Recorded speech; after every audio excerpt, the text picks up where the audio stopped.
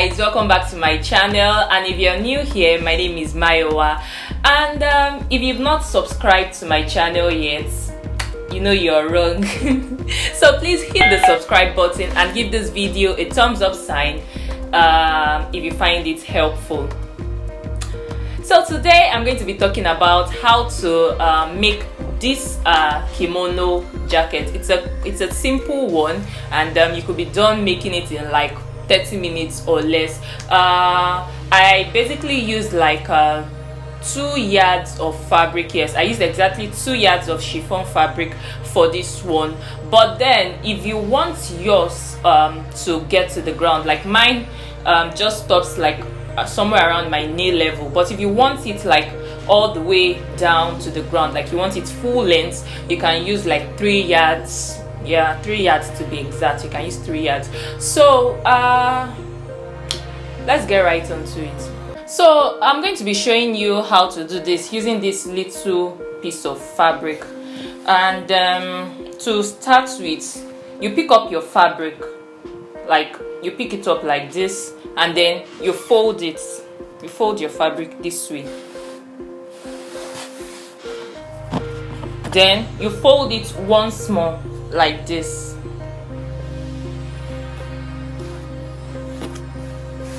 Then on this point, you measure, you check which of the measurements you want to use. You can use like your bust measurements or your hip measurements. So for me, I used my my hip measurements. So you do your hip measurement, you divide your hip measurement by 2, and then you add 10 inches to it, just like we did for when I showed the video on how to make a kimono blouse. So this one is also the same way. You divide your hip measurements by 2, and then you add 10 inches to it. So whatever you get, you measure this way. So you measure like this, and it gives you this piece for your jacket. So now the first thing we'll be doing is to come right here to this point, and then we measure our neckline. So I used exactly 1 inch. You can use like 1 inch or 1.5 inch. So you measure 1.5 inch this way, you measure it like this again, and then you measure it like this. So I'm just going to cut this one like this, and this is the neckline of our jacket. So we cut it exactly the same way. So you use 1.5 by 1.5. We don't want it the neckline too low, so 1.5 by 1.5 should be enough. Then you come right to the middle point here. You can see that we have 1, 2, 3, 4. Then you pick this one at the top here, and you slash it open. You won't slash this part open. You won't slash this part, so slash this one open. So I'm just going to do that now. And that's that for that. I'll open this up for you to see.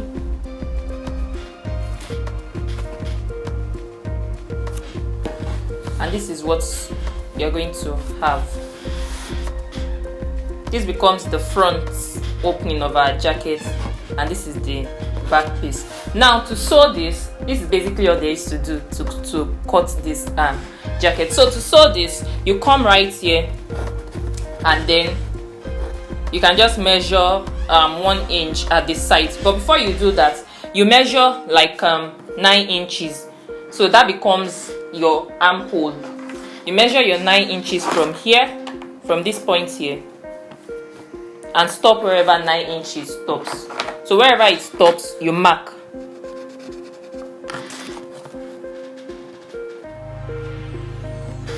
Then you come to the other side also, and you mark 9 inches again. So that becomes your armhole. Then you measure 1 inch, 1 inch, 1 inch. That becomes your side seam allowance. So from this point, you start sewing 1 inch all the way down. So I'm just going to pin this down so that you see what it's going to look like. So this is the back hole. So you'll be sewing the wrong side rather. This is the wrong side of the fabric. So you'll be sewing the wrong side like this. So I'll pin this down.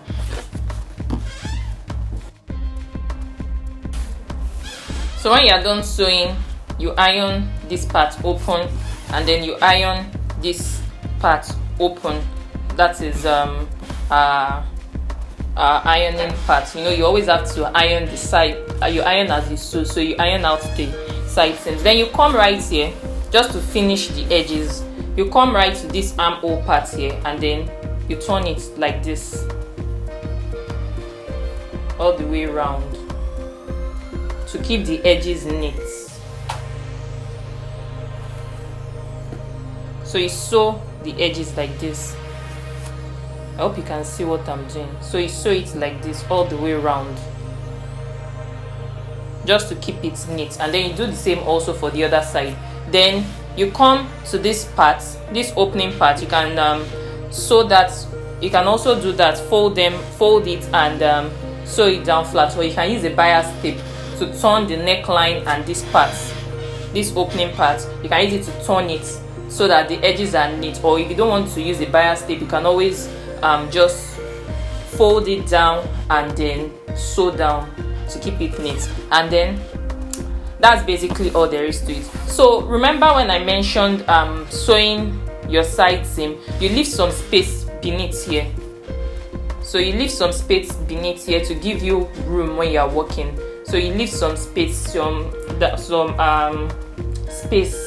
at the hem here. It could be, you can measure from the hem, you can measure 10 inches from the hem up, or however you, is like according to your discretion. So however you want it. So that is where you'll be stopping sewing the side seam. So this part will be left open to give you room when you are working.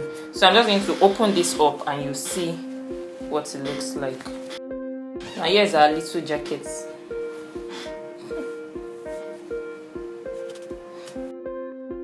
Don't forget to turn all these rough edges to when you are sewing. So you sew down, so everything becomes like really neat. And that's the end of today's video. But before I close up, somebody asked me a question about how I made this dress here. So for that dress, this is the same foundation you will use, but instead of having to open this part up, you won't be opening this part up, so it remains closed. You won't slash it open, but then you won't have this full length will not be your full length. It will be from the measurements from here to here will be your shoulder to your waist, your shoulder to your waist, your shoulder to your waist. So that is what you have. So you gather this part back to your actual waist measurements. Then for the one you are joining to this part, you get your, for the width of that, you get your waist measurement multiplied by 3. Then you gather it and join it to the upper part of this, and that's all there is to it. And then because the neckline is small, so that when you want to wear the dress, it won't be difficult for you to wear. You can slash the back open but not the front, so you fix a zipper at the back. I don't know if you understand what I mean. So from here to here, the remaining parts, the gathers you'll be adding will be from your waist to wherever you want your dress to get to. So that is what you'll be gathering and putting back here, and that's all there is. So that both that dress and this jacket, they both have the same foundation. They are both kimono types of dresses or kimono style of jackets. So you will still basically use this foundation. And last but not the least, before I forget, for that second dress I was explaining, you would need more than 3 yards for that. You basically need like between 4 to 5 yards for making that dress. But it depends. If you are using Ankara, you need 4 to 5 yards. But if you are using like a normal fabric like this, you can use like 4 yards basically. And that's the end of today's video, guys. Don't forget to subscribe to my channel like I mentioned earlier, and give this video a thumbs up sign. See you in my next video. Bye.